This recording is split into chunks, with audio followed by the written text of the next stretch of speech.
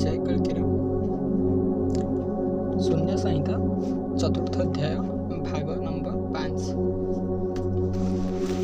नंद कंद आदि करे किंपा हेले सारो किमंती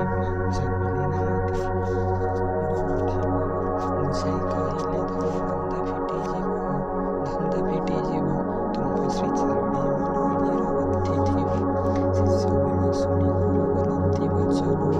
जहाँ पचारिल भाव गुप्त गहन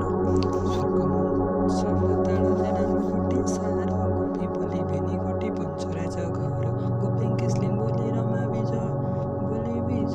गोपीनाथ गोटे जे अटई महातेज गोपीनाथ लक्ष्मीकर गोपी नागेश्वर गोपीनाथ चंपा गोपी स्थावर कंदर गोपी शिर रमा प्रेम रुक्मिणी सावित्री गोपी जे सुवर्ण मध्य सारा सार पंथी गोपी जे धात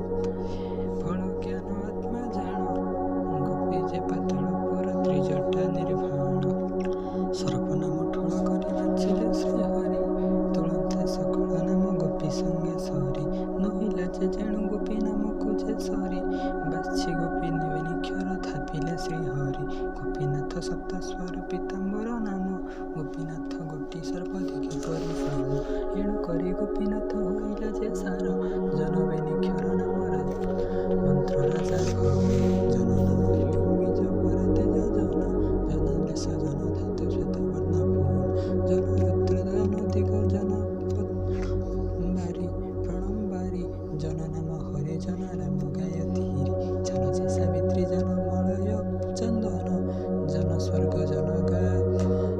संभर भीमेघ पूर्ण जन सर्वदिगे पूर्ण जन बागेश्वर जन जे श्रीराम ब्रह्म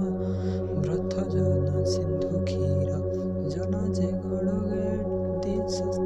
सृजन सर्वठारे एणु करे जन नाम मुकुंद मुरारे एणु करे बेनिक्षण बाछिल जे धरी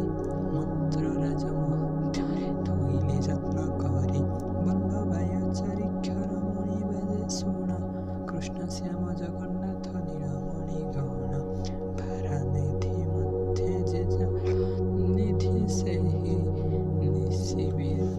दिवा मध्यरे जे दिवस बोलाई बल्लभाय आपे कृष्ण प्रभु बल्लभाय ब्रह्मकीट प्रभा बल्लभाय सदाचार कर्म बल्लभाय मणि जानी बल्लभाय बंशी ध्वनि